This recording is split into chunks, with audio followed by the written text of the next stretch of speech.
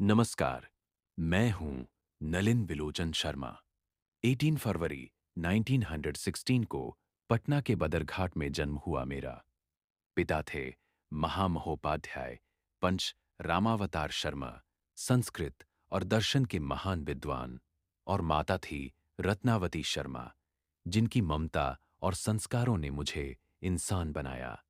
पटना विश्वविद्यालय से संस्कृत और हिंदी में एमए किया। फिर हरप्रसाद दास जैन कॉलेज, आरा और रांची विश्वविद्यालय में पढ़ाया। अंत में पटना विश्वविद्यालय के हिंदी विभाग का अध्यक्ष बना। 12 सितंबर 1961 को इस दुनिया से विदा हो गया। मैंने बहुत लिखा, आलोचना भी, कविता भी, कहानी भी। मेरी प्रमुख रचनाएं हैं साहित्य का इतिहास दर्शन, मानदंड, साहित्य तत्व और आलोचना, दृष्टिकोण, नकेन के प्रपद्य नकेन दो, विष के दांत, कहानी संग्रह, सबसे प्रसिद्ध सदल मिश्र ग्रंथावली। विष के दांत यह सिर्फ एक कहानी नहीं है, यह उस समाज का आईना है जहां अमीरी का घमंड इंसान को अंधा कर देता है, जहां बेटे और बेटी में फर्क किया जाता है, जहां एक गरीब बाप का बेटा मदन अपने स्वाभिमान के लिए लड़ता है। मैं चाहता था कि तुम पढ़ो, इसे और सोचो, क्या यह भेदभाव आज भी है? यह कहानी विष के दांत तथा अन्य कहानियां नामक कहानी संग्रह से ली गई है। तो आज इस चैप्टर में हम साथ मिलकर समझेंगे वर्ग भेद, लिंग भेद और एक छोटे से बच्चे की बड़ी हिम्मत की कहानी। तैयार हो? चलो शुरू करते हैं। विष के दांत। सेन साहब की नई मोटर कार बंगले के सामने बरसाती में खड़ी है।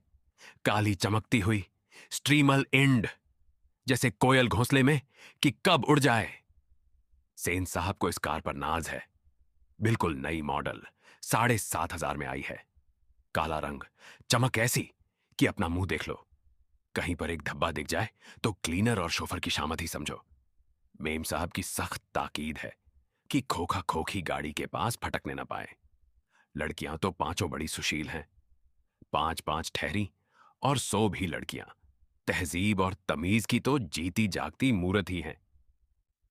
मिस्टर और मिसेस सेन ने उन्हें क्या करना चाहिए, यह सिखाया हो या नहीं, क्या क्या नहीं करना चाहिए, इसकी उन्हें ऐसी तालीम दी है कि बस। लड़कियां क्या हैं?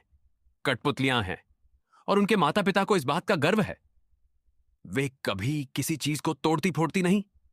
वे दौड़ती हैं और खेलती भी हैं, लेकिन सिर्फ शाम के वक्त। और चूंकि उन्हें सिखाया गया है कि ये बातें उनकी सेहत के लिए जरूरी हैं, वे ऐसी मुस्कुराहट अपने होठों पर ला सकती हैं कि सोसाइटी की तारिकाएं भी उनसे कुछ सीखना चाहें तो सीख लें। पर उन्हें खिलखिलाकर किलकारी मारते हुए किसी ने सुना नहीं।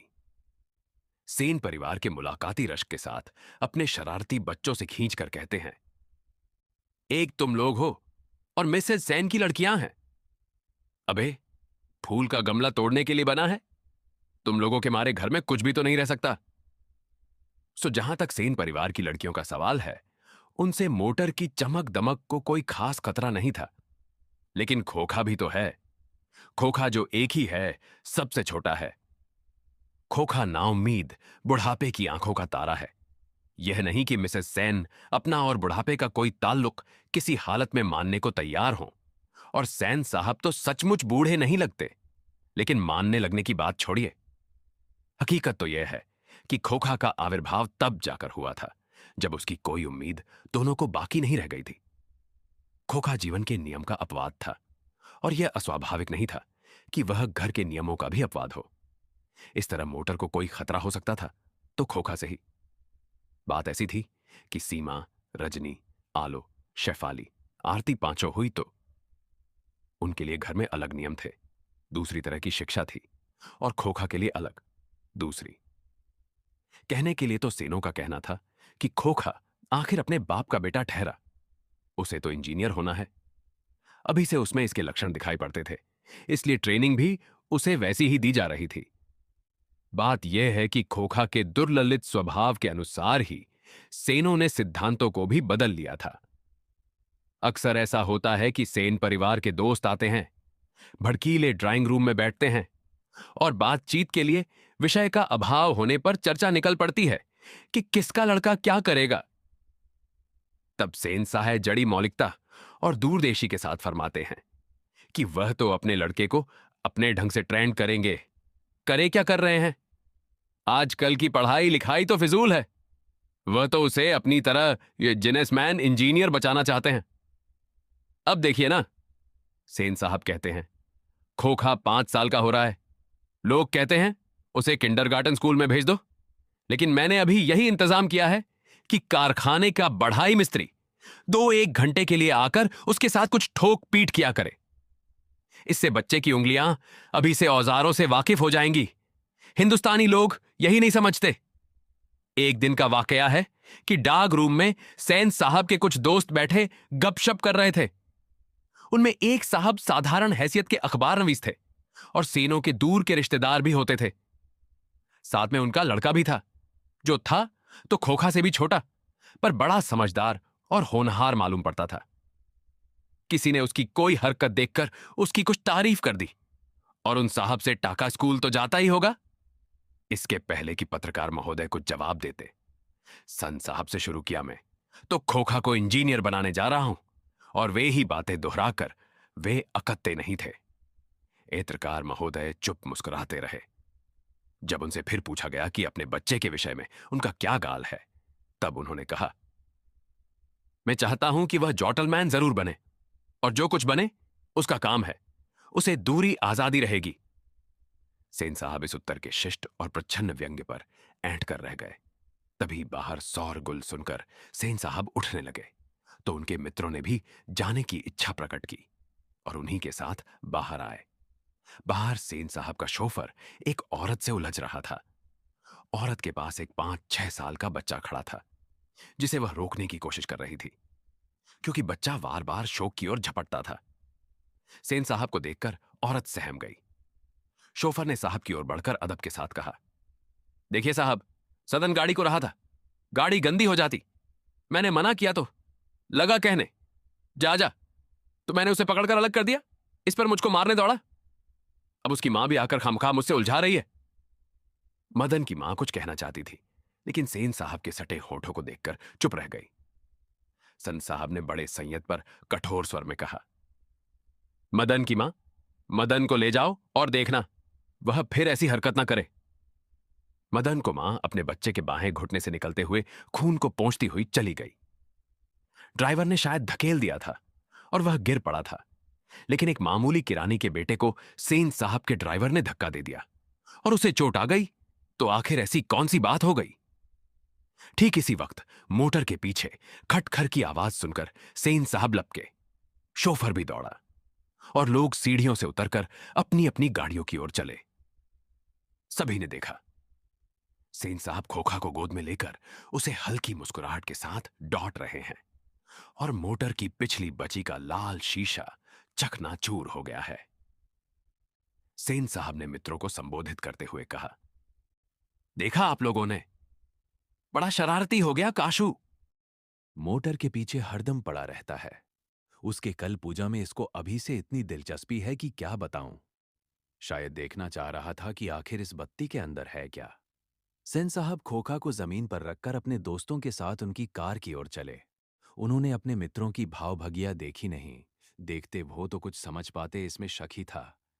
मिस्टर सिंह अपनी कार के पास पहुंचे और सेन साहब को नमस्कार कर दरवाजा खोलने के लिए बढ़े और फिर रुक गए। उनकी निगाह अचानक ही अगले चक्के पर गई थी। उन्होंने नजदीक जाकर देखा और परेशानी की हालत में खड़े हो गए। टायर बिल्कुल बैठ गया था, शायद पंक्चर हो गया था। सेन साहब भी आगे बढ़ाए और कुछ झिझकते हुए बोले, कहीं ऐसा तो नहीं है कि कार ने हवा निकाल दी हो। ड्राइवर, जरा दूसरे चेकों को भी देख लो और पंप ले आकर हवा भर दो। और हाँ, कुर्सियों लॉन में लगवा दो, तब तक हम यहां बैठते हैं। ड्राइवर ने एक कार का चक्का लगाकर सूचना दी कि दूसरी ओर के पिछले चक्की भी हवा निकाली हुई थी। काम तो का बाबू का ही मालूम पड़ता है, इधर ही खेल रहे थे, शोफर ने बताया और पंप लाने चला। मुखर्जी साहब की गाड़ी सकुशल थी और वह अपने और पत्रकार महोदय के परिवार के साथ चलते बने। सेन साहब और मिस्टर सिंह लॉन की कुर्सियों पर बैठकर बातें करते रहे। बातों के सिलसिले में ही सेन साहब ने बतलाया कि काश ने इधर चक्कों से हवा निकालने की हिकमत जान ली थी और मौका मिलते ही शरारत कर गुजरता था। उनका अपना ख्याल था, उसकी इन हरकतों को देखकर तो यह साफ मालूम होता था कि इंजीनियरिंग में उसकी दिलचस्पी है। इसी तरह की दूसरी बेमतलब की बातें होती रहीं, जब तक कि चवकों में पंप नहीं हो गया और मिस्टर सिंह रुखसत नहीं हो गए। सेन साहब अंदर लौटे तो वेरा को मदन के पिता गिरधर लाल को, जो उनकी फैक्ट्री में किरानी था और अहाते के एक कोने में आउट हाउस में रहता था, बुला लाने का हुक्म दिया। गिरधर लाल आया और सेन साहब के सामने सिर झुकाकर खड़ा हो गया, जैसे खून के जुर्म में कैदी जज के सामने खड़ा हो। सेन साहब ने उड़ी बेली आवाज में कहना शुरू किया, देखो गिरधर, मदन आजकल बहुत शोक हो गया है। मैं तुम्हारी और उसकी भलाई चाहता हूं। गाड़ी को गंदा किया, वह अलग। मना करने पर ड्राइवर को मारने दौड़ा और मेरे सामने भी डरने के बदले उसकी ओर झपटता रहा। ऐसे ही लड़के आगे चलकर गुंडे, चोर और डाकू बनते हैं। गिरधर लाल कभी कभी जी कह देता था। सेन साहब का भाषण जारी था। उसकी हालत क्या होती है तुम जानते ही हो। उसे संभालने की कोशिश करो, फिर ऐसी बात हुई तो अच्छा नहीं होगा। तुम जा सकते हो। उस रात गिरधर लाल के क्वार्टर से आते हुए मदन के चीत्कार से सैनों का आरामदेह शयनागार गूंज गया। आराम में खलल पड़ने से कुछ झुंझलाकर पिता सैन ने धर्मपत्नी से बड़ी समझदारी की बात कही। गिरधर खुद समझदार आदमी है। उसकी बीवी ने ही लड़के को बिगाड़ दिया है। मदन की यही दवा है। मेरी तो तबीयत हुई थी कि कमबख्त की खाल उधेड़ हूं। गिरधर ने ऐसी ही कड़ाई जारी रखी तो शायद ठीक हो जाए। Spare the rod and spoil the child. माता सैन की नींद उचट गई थी। उन्हें मदन की कातर चिल्लाहट से ज्यादा अपने पति की बकबक पर खीज आ रही थी, लेकिन उन्होंने भी अपनी खी मदन पर ही उतारी। कमबख्त कैसा कौवे की तरह चिल्ला रहा है, भिकमा कहीं का खोका की बराबरी करता फिरता है। मदन का आर्च रुदन रुक गया था। खैरियत थी, उसकी सिसकियां सैनों के शयनागार तक नहीं पहुंच सकती थी। लेकिन दूसरे दिन तो बिल्कुल बेढब मामला हो गया। शाम के वक्त खेलता कूदता खोका बंगले के अहाते की बगल वाली गली में जा निकला। वहां धूल में मदन पड़ोसियों के आवारा गर्द छोकरों के साथ लट्टू नचा रहा था। खोका ने देखा तो उसकी तबीयत पंचल गई। हंस कौओं की जमात में शामिल होने के लिए ललक गया, लेकिन आदत से लाचार उसने बड़े रोब के साथ मदन से कहा, हमको लट्टू दो, हम भी खेलेगा।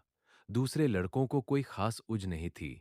वे खोका को अपनी जमात में ले लेने के फायदों को नजरअंदाज नहीं कर सकते थे, पर उनके अपमानित प्रताड़ित लीडर मदन को ये बात कब मंजूर हो सकती थी। उसने छूटते ही जवाब दिया, अब भाग जा यहां से। बड़ा आया है लट्टू खेलने वाला, है भी लट्टू तेरे। जा, अपने बाबा की मोटर पर बैठ का तश में आ गया। वह इसी उम्र में नौकरों पर, अपनी बहनों पर हाथ चला देता था, और क्या मजाल की उसे कोई कुछ कर दे। उसने आज देखा नताव, मदन को एक सा रसीद कर दिया। चोर गुंडा डाकू होने वाला मदन भी कब मानने वाला था। वो झट काशू पर टूट पड़ा। दूसरे लड़के जरा हटकर इस इंद्र युद्ध का मजा लेने लगे, लेकिन ये लड़ाई हड्डी और मांस की, बंगले के पिल्ले और गली के कुत्ते की लड़ाई थी। अहाते में यही लड़ाई हुई रहती तो काशू शेर हो जाता। वहां से तो 1 मिनट बाद ही वह सेता हुआ जान लेकर भाग निकला। महल और झोपड़ी वालों की लड़ाई में अक्सर महल वाले ही जीतते हैं, पर उसी हालत में जब दूसरे झोपड़ी वाले उनकी मदद अपने ही खिलाफ करते हैं। लेकिन बच्चों को इतनी अकल कहा। उन्होंने न तो अपने दुर्दमनीय लीडर की मदद की, न अपने माता पिता के मालिक के लाडले की ही। हां, लड़ाई खत्म हो जाने पर तुरंत ही सहमते हुए तितर बितर हो गए। मदन घर नहीं लौटा, लेकिन जाता ही कहा, 8-9 बजे तक इधर उधर मारा भारा फिरता रहा। फिर भूख लगी तो गली के दरवाजे से आहिस्ता आहिस्ता घर में घुसा। उसके लिए मार खाना मामूली बात थी। डर था तो यही कि आज मार और दिनों से भी बुरी होगी। लेकिन उपाय ही क्या था। वह पहले रसोई घर में घुसा। मां नहीं थी। बगल के सोने वाले कमरे से बातचीत की आवाज आ रही थी। उसने इत्मीनान के साथ भर पेट खाना खाया, फिर दरवाजे के पास जाकर अंदर की बातचीत सुनने की कोशिश करने लगा। उसे बड़ा ताज्जुब हुआ। उसके बाबू गरज तरज नहीं रहे थे।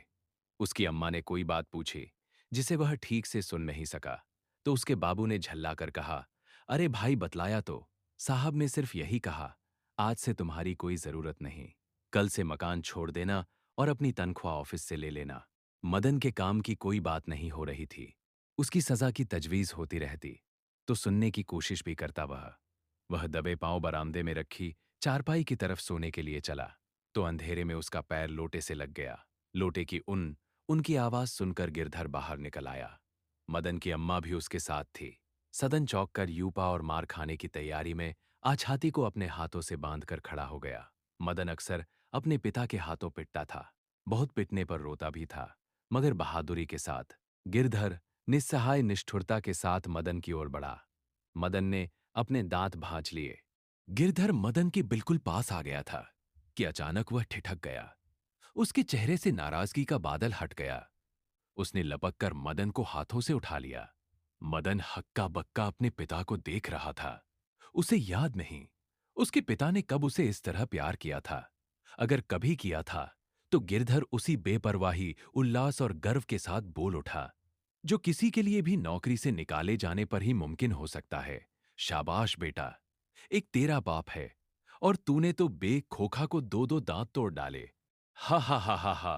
20 के दांत जो हमारा चैप्टर 2 है उसका ऑब्जेक्टिव क्वेश्चन करेंगे। ओके, हम लोग देख लिया, आपको एनिमेशन के माध्यम से समझा दिए कि कहानी क्या है, पूरी कहानी का सारांश क्या है। अब आपको दिमाग में पूरा फिट हो गया होगा। ओके, तो इससे कोई भी डाउट नहीं बचना चाहिए। देखिए, जितना भी हो सके हम आपको ऑब्जेक्टिव क्वेश्चन करा देंगे इसके माध्यम से। तो देखिए,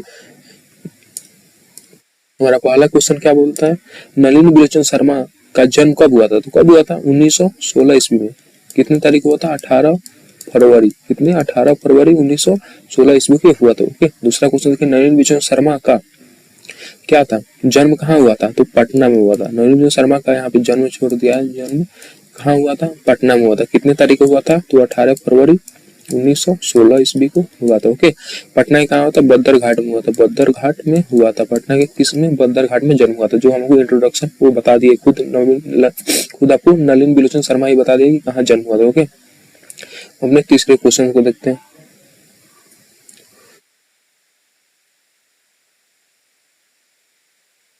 तीसरे क्वेश्चन को देखिएगा, एक मिनट।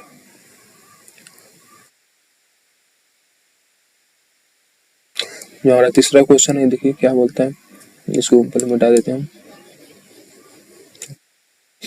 देखिए, हमारा तीसरा क्वेश्चन बोलता है, खोखा किस कहानी का पात्र है? तो किस कहानी? खोखा को हम देखिए कितना शरारती बच्चा था, कितना बेवकूफ बच्चा था। किसमें है? 20 के दांत में। ओके, खोखा के दांत किसने तोड़े थे? तो खोखा को किसने मारा था? झगड़ा किससे हुआ था? तो किससे हुआ था? मदन से। मदन किसका पुत्र है? गिरधर का। ओके, किसका पुत्र है? गिरधर का पुत्र है मदन। और खोखा किसका पुत्र है? तो खोखा सेन साहब का पुत्र है। ओके, खोखा किसका पुत्र है? सेन साहब का पुत्र है। ओके, नेक्स्ट क्वेश्चन देखिए। नेक्स्ट क्वेश्चन इसको बता दीजिए। सेन साहब की कार की कीमत कितनी थी? तो 7,500 थी। कितनी थी? 7,500 यानी 7,500 रुपया। कितने थी? 7,500 रुपया। सेन साहब किस कलर की कार थी? जो कार थी किस कलर की कार थी? तो ब्लैक कलर की कार थी, एकदम चमचमाती हुई ब्लैक कलर की कार। ओके, नेक्स्ट क्वेश्चन है, देखिए छठा क्वेश्चन है हमारा, सेन साहब की आंखों का तारा कौन था? तो कौन सा रहेगा? उसका बेटा ही खोखा। ओके, नेक्स्ट क्वेश्चन देखिए।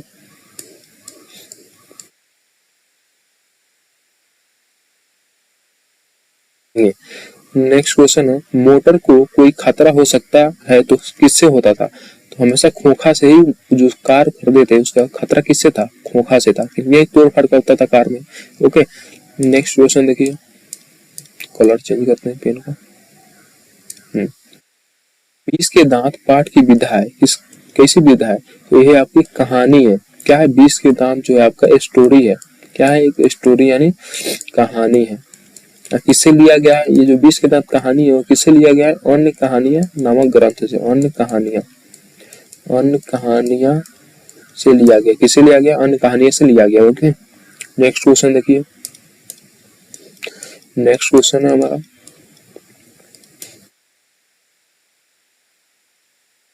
नेक्स्ट क्वेश्चन है हमारा, मदन किसका बेटा था? अभी ऊपर बताया आपको, मदन किसका था? गिरधर का बेटा था। ओके, गिरधर लाल का बेटा था। या सोफर का अर्थ क्या होता है? सोफर देखिए क्या होता है, हम आपको सोफर बताते हैं कि सोफर क्या होता है। देखिए, जो कहानी में सोफर बोला था, सोफर मतलब उसका ड्राइवर। क्या था? उसका ड्राइवर था, सेन साहब का ड्राइवर था। Okay, next question. लड़कियां तो पांचों बड़ी सुशील है, पांच पांच ठहरी और सो भी लड़कियां तो अजीब और तमीज की तो जीती जागती उपयुक्त गधांस की किस पाठ का है? तो कहाँ था? पांच जो बहन थी ये सुशील थी, कहाँ हमने देखा था? आपको कहानी में बता दिया कहाँ था। ये था 20 के दांत में। ओके, किससे था? 20 के दांत। ओके, नेक्स्ट क्वेश्चन देखते हैं।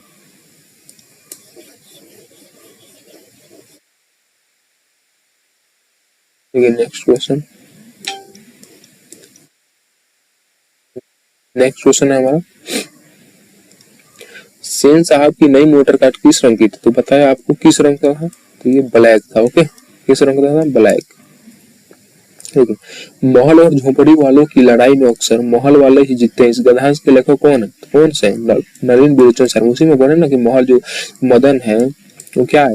झोपड़ी वाला है। और खोखा, खोखा क्या है? अमीर घर का है। तो कौन जीता है इसमें? अमीर जीतेगा ही, इसके पास पैसा है, पावर है, सब कुछ। कौन जीतेगा? अमीर। कहाँ कहाँ इस कहानी कहाँ देखे आप? 20 के दांत में देखे होंगे। कहाँ? 20 के दांत में। ओके, नेक्स्ट क्वेश्चन देखिए।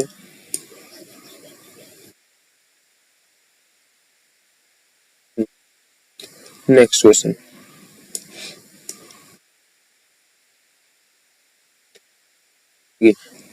नेक्स्ट क्वेश्चन है हमारा, 20 के दांत कहानी किस वर्ग के अनेक अंतर्विधियों को उजागर करती है? किस वर्ग के? इसका निम्न वर्ग के, जो जो मदन क्या है? निम्न वर्ग का है, गरीब। गरीब के कहानी को ये उजागर करती है, गरीब के कहानी को, गरीब की जो मजबूती है उसको उजागर करती है। ओके, गरीब की जो मजबूती यानी गरीब की कहानी यानी निम्न वर्ग की कहानी को उजागर करती है। ये 14 क्वेश्चन है, सेन साहब अपने बेटे खोखा को क्या बनाना चाहते? तो क्या आपको हम बताए? बिजनेसमैन। क्या बनाना चाहता था? इंजीनियर और प्लस बिजनेसमैन बनाना चाहता था। ओके, नेक्स्ट क्वेश्चन देखिए।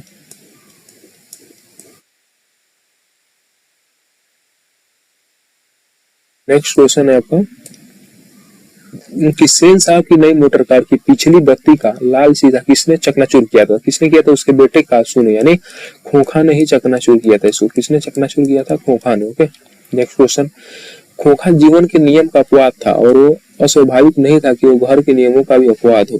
किस पाठ का है? तो देखिए खोखा जहां भी देखिए आपको खोखा कासू सब किस पाठ के हैं? तो 20 के दांत के हैं। कहा है? 20 के दांत। ओके, किसने लिखा है? नलिन बिलोचन शर्मा ने। ओके, नेक्स्ट क्वेश्चन देखिएगा। देखिए खोखा के पिता कौन से? खोखा के पिता जो थे कौन था? सेन साहब था। ओके, सेन साहब। गिरधर लाल का बेटा कौन सा था? मदन। ओके, नेक्स्ट क्वेश्चन देखिए, किसके लिए घर में अलग नियम थे, दूसरी तरह की शिक्षा थी? तो किसके? उनके सेन साहब की लड़कियों के लिए थे, बेटियों के लिए ये था। सेन साहब के जो बेटी थे, 5 कितने थे? 5 बेटी थे उनके, उनके लिए शिक्षा थी। ओके, नेक्स्ट क्वेश्चन देखिए। नेक्स्ट क्वेश्चन हमारा, नवमीत बुढ़ापे की आंखों का तारा कौन था? कौन था? खोखा था। किसके लिए? सेन साहब के लिए। ओके, मैं चाहता हूँ कि वह जेंटलमैन जरूर बने और जो कुछ भी बने उसका काम है, उसे पूरी आजादी रहेगी। अपने बच्चों में एक ऐसा ख्याल किनका था? तो ये कौन था? देखिए ये जो जेंटलमैन बने और अच्छा आदमी बने, ये देखिए किसका था? तो जो सेन साहब के घर पे आए थे उनके रिश्तेदार। कौन आए थे? रिश्तेदार आए थे। जो सेन साहब के घर पे रिश्तेदार आए थे, कौन थे रिश्तेदार? ये पत्रकार थे। पत्रकार थे, उनका अपने बेटे के प्रति ख्याल था। ओके, पत्रकार महोदय का। ओके, सेन साहब का नहीं, पत्रकार महोदय। इसमें आंसर जो ए नहीं होगा, आंसर क्या होगा? बी। ओके, नेक्स्ट क्वेश्चन देखिए।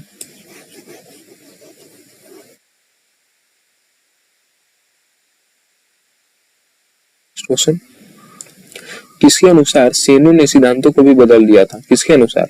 तो खोखा के अनुसार। खोखा बहुत शरारती था, एक अपवाद था, कोई भी सिद्धांत को नहीं मानता था, इसलिए सेन साहब को बदलना पड़ा। ओके, नेक्स्ट क्वेश्चन, ऐसे ही लड़के आगे चलकर गुंडे चोर डाकू बनते हैं, पंक्ति कहानी किस पात्र ने कही है? तो किस पात्र ने कहा? ये कहानी बोला है कि ऐसे ही लड़के चलकर, ये सेन साहब की धर्म पत्नी ने बोला है। ओके, सेन साहब की धर्म पत्नी ने ही बोला है इसको। ओके, नेक्स्ट क्वेश्चन देखिए। नेक्स्ट क्वेश्चन है हमारा, गिरधरलाल का बेटा कौन था? तो मदन था। और खोखा कासू दोनों एक ही नाम है, ये किसका था? ये था सेन साहब को। ओके, सेन साहब का। नेक्स्ट क्वेश्चन, 24 और 25 हमारा लास्ट क्वेश्चन होने वाला है। ओके, तो देखिए ये क्या था, गिरधर लाल सेन साहब की फैक्ट्री में क्या था, किरानी था, किरानी का काम करता था। ओके, सेन साहब की कितनी लड़कियां थी, कितनी थी, 5। ओके, समझ में आ गया। देखिए आशा करता हूँ कि आपको ये कहानी समझ में आया होगा, वैसे समझिए आपका जो ऑब्जेक्टिव क्वेश्चन है वो भी आपको समझ में आ चुका होगा। ओके, अगर नेक्स्ट वीडियो में क्या लाएंगे, सब्जेक्टिव, इसमें होगा short question plus long question जो आपको एग्जाम में आप लिख सकें। ओके, तो थैंक यू। अगर वीडियो अच्छा लगा तो चैनल को सब्सक्राइब कर लीजिएगा, ताकि देखिए आपके लिए इतना मेहनत की, पूरा एनिमेशन बनाने में हमको 3 दिन का समय लग गया यार, आपके लिए 3 दिन का समय लगा, ऊपर से ऑब्जेक्टिव क्वेश्चन कराए आपको बनाकर। ओके, तो अगर वीडियो अच्छा लगा हो तो हमारे चैनल को सब्सक्राइब कर लीजिएगा। Okay, thank you.